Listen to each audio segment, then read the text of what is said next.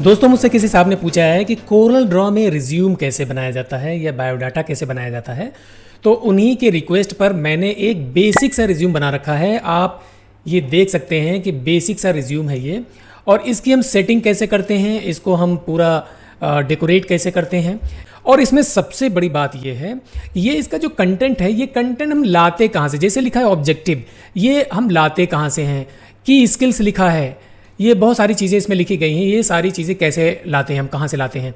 तो कुछ चीज़ें आपके पास में ही होंगी, आपको पता होगा कि जैसे पर्सनल इन्फॉर्मेशन है, इसमें कुछ पूछना तो है नहीं, ये आप ही के पास है।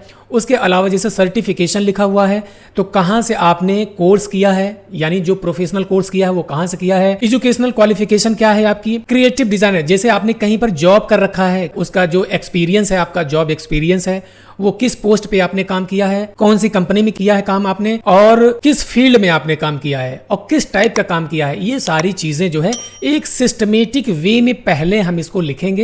लिखने के बाद फिर सारी चीज़ें हम इसमें टाइप करके इसमें हम सेट करेंगे। तो चलिए हम देखते हैं कि जैसे हमारे पास अभी फ़िलहाल मैं यही बताऊंगा कि इसकी टैब सेटिंग कैसे करेंगे। ये हम नहीं बताएंगे कि हम मैटर कहाँ से लाएंगे। मैटर का मतलब जैसे ये ऑब्जेक्टिव है, ये खास तौर से ये हमें कहीं से लिखना पड़ता है। अगर आपकी इंग्लिश इतनी अच्छी है, आप खुद लिख सकते हैं तो बहुत अच्छा है। अगर आप खुद नहीं लिख सकते हैं तो ये हम लाते कहाँ से, ये भी हम बताएंगे। लेकिन हम नेक्स्ट वीडियो में बताएंगे कि ये सारी चीज़ें हम कहाँ से लेके आते हैं, और ये की स्किल है, ये सारी चीज़ें हम कहाँ से लेके आते हैं। तो चलिए मैं बताता हूँ आपको। अभी ये बहुत ही बेसिक सा एक रिज्यूम बना के दिखाऊंगा।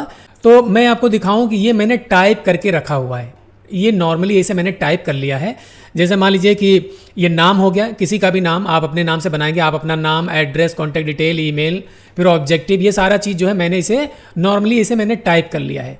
ये सारी चीज़ें मैंने टाइप करके रख लिया है।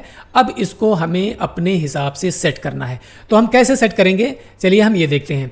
तो सबसे पहले हमें क्या करना होगा, A4 साइज़ का ये हमें पेज लेना होगा। A4 साइज़ का ऑलरेडी हमारे पास पेज है, और उसमें ये हैंगर में यानी टेक्स्ट बॉक्स में ये मैंने टाइप कर रखा है। आप देख लीजिए कि दोनों तरफ सेम मार्जिन है, बिल्कुल ठीक है, कोई दिक्कत नहीं है। दोनों तरफ हमें मार्जिन सही लग रही है। और अब हम क्या करेंगे, इसकी हम फॉर्मेटिंग करेंगे। फॉर्मेटिंग करने के लिए मैं यहाँ पर एरियल फ़ॉन्ट ना लेकर के मैं यहाँ पर लेता हूँ टाइम्स न्यू रोमन। मैंने ले लिया टाइम्स न्यू रोमन, और यहाँ पर मैंने ले लिया 12 PT। याद रखिए मैंने 12 PT कर लिया। यहाँ पर ये 12 PT हो गया। और 12 PT करने के बाद जो इसका नाम है, नाम को चाहे थोड़ा सा 1-2 PT और बढ़ा सकते हैं।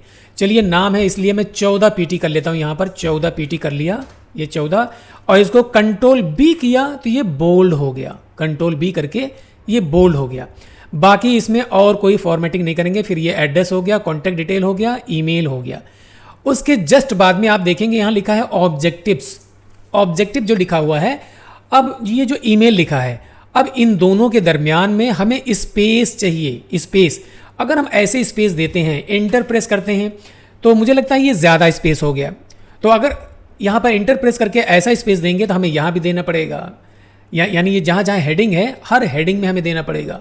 तो ऐसे ना करके हम जो है इसमें इससे थोड़ा सा कम स्पेस देंगे। और वो कम स्पेस कैसे देंगे, आप ये देख लीजिए कि हम स्पेस कम कैसे देंगे। सबसे पहले इसको हम बोल्ड कर लेते हैं ताकि हमें ये दिखे, ये हमें पता चल जाए कि यहाँ पर जो है ये हेडिंग है। ये कंट्रोल B किया मैंने, कंट्रोल B करके इसको बोल्ड कर दिया।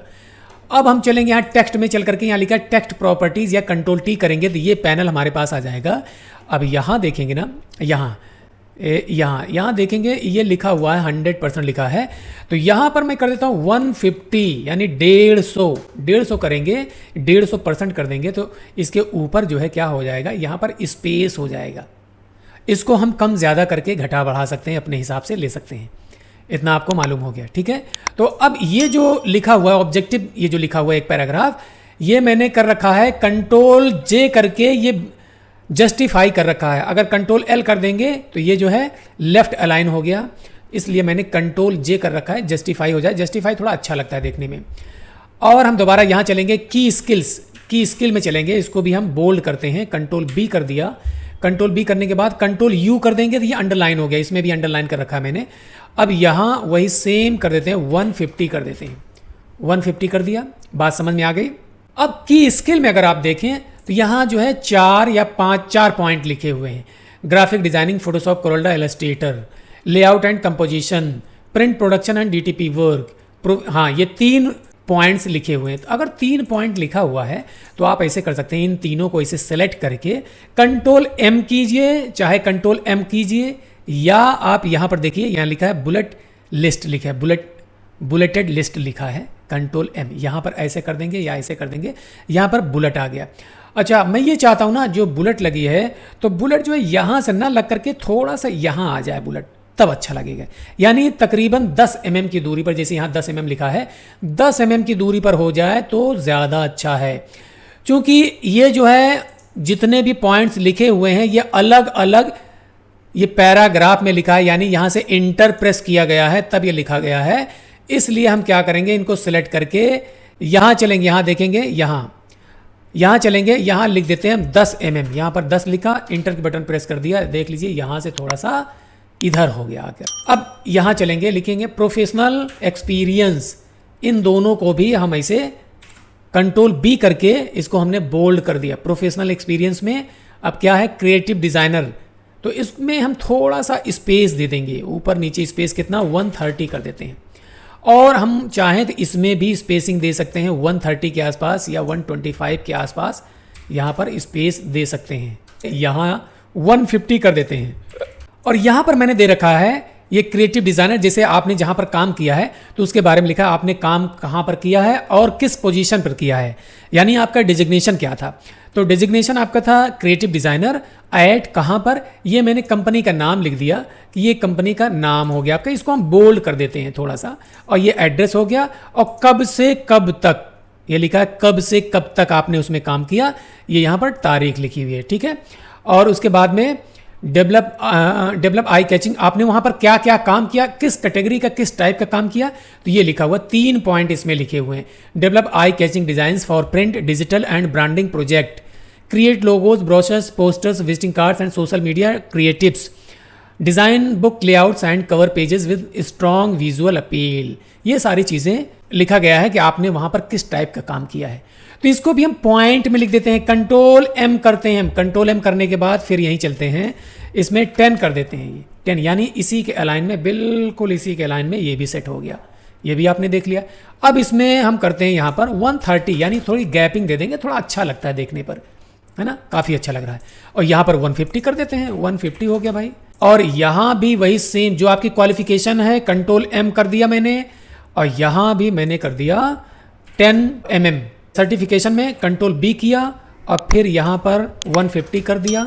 फिर सर्टिफिकेशन में क्या क्या चीज़ें हैं दोनों को सेलेक्ट किया, कंट्रोल M किया, बुलेट लग गई। फिर उसके बाद में यहाँ पर 130 कर दिया। फिर पर्सनल इंफॉर्मेशन कंट्रोल M किया, फिर यहाँ पर 150 कर दिया। और यहाँ मैंने क्या किया कि चाहे आप यहाँ पर चाहें तो आप बुलेट लगाएं या ना लगाएं, चलिए बुलेट लगा ही देता हूँ। यहाँ पर मैंने कर दिया, ये बुलेट लगा दिया। बुलेट लगाने के बाद यहाँ पर मैंने कर दिया वही सेम 10 कर दिया, यहाँ पर 10 हो गया। और यहाँ भी 10 कर दीजिए। अब देख लीजिए, इसमें ध्यान से देखिए, यहाँ पर जो है ऐसे फादर्स नेम लिखा है, तो फादर्स के नेम के आगे जो है कोलन लगा हुआ है, तो ये कोलन जो है एक ही टैब सेटिंग में होना चाहिए। तो अब यहाँ पर मैं क्या कर रहा हूँ, यहाँ पर टैब प्रेस कर रहा हूँ, फिर यहाँ पर भी देखिए टैब प्रेस कर रहा हूँ, यहाँ पर टैब प्रेस कर रहा हूँ, ऐसे टैब प्रेस कर दूंगा। यहाँ भी एक टैब प्रेस कर दिया, फिर इसके बाद में भी टैब प्रेस कर देता हूँ ऐसे ये। और यहाँ ऐसे सेलेक्ट करके ना, अगर आपको लगे थोड़ा सा इसमें गैपिंग देना है तो यहाँ देख लीजिए, इस टैब को आगे पीछे आप ऐसे सेट कर सकते हैं, जहाँ आपको सही लगे, अच्छा लगे, आप यहाँ पर इस तरीके से कर सकते हैं। और यहाँ पर लिखा हुआ है लैंग्वेज नो, टैब यहाँ पर प्रेस किया, यहाँ प्रेस किया, फिर यहाँ प्रेस किया, और इसको कंट्रोल M कर दिया, कंट्रोल M कर दिया, और यहाँ से 10 यानी 10 कर दिया, ये हो गया। और यही सेम इसमें भी मैंने कर दिया, कंट्रोल M कर दिया और 10, और यहाँ से ऐसे कर दिया, ये ठीक है। ये भी बिल्कुल परफेक्ट ये सेट हो गया।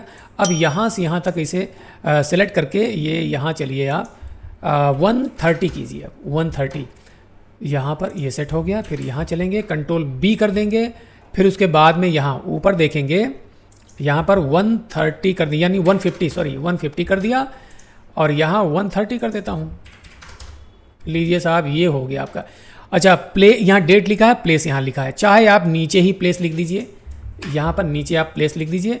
प्लेस लिखने के बाद थोड़ी सी स्पेसिंग इसमें भी दे दीजिए, 130 कर देते हैं हम। ये जो है बिल्कुल परफेक्ट हो गया। और यहाँ सिग्नेचर इधर कर दिया मैंने, सिग्नेचर इधर, नेम इधर कर दिया। यहाँ भी आप 150 के आसपास इसमें भी कर सकते हैं, यहाँ नेम लिख सकते हैं, यहाँ सिग्नेचर कर सकते हैं, ठीक है। तो ये आपका बिल्कुल परफेक्ट बन करके तैयार हो गया। और यहाँ अगर फ़ोटो लगाना हो आपको, तो एक फ़ोटो के लिए आप ऐसे एक बॉक्स बना सकते हैं, इसमें आप फ़ोटो लगा सकते हैं। तो मैंने एक डमी फ़ोटो लगा रखा था, आप इसमें देखेंगे ये डमी फ़ोटो है ये। तो आप यहाँ पर अपनी फ़ोटो लगा सकते हैं, और ये मैंने डमी फ़ोटो यहाँ पर लगा दिया। ये बन करके आपका परफेक्ट एकदम तैयार हो गया। रिज्यूम जो है आप इसका प्रिंट आउट निकाल सकते हैं। हाँ, अगर यहाँ पर आप चाहें तो एक लाइन ऐसे आप ड्रॉ कर सकते हैं। यहाँ रिज्यूम लिख लीजिए, आप यहाँ पर रिज्यूम जो है लिख लीजिए। इसको आप जो है 20 पीटी या 24 पीटी में भी कर सकते हैं, अंडरलाइन कर दिया मैंने। अब ये बिल्कुल परफेक्ट बन करके तैयार हो गया। अब आप देख सकते हैं, इसे डबल क्लिक करके शिफ्ट के साथ F2 प्रेस किया, अब इसको F9 करके आप देख सकते हैं ये किस तरीके से आपका रिज्यूम बन करके तैयार हो गया, ठीक है। तो उम्मीद है आपने बहुत अच्छे से समझ लिया होगा।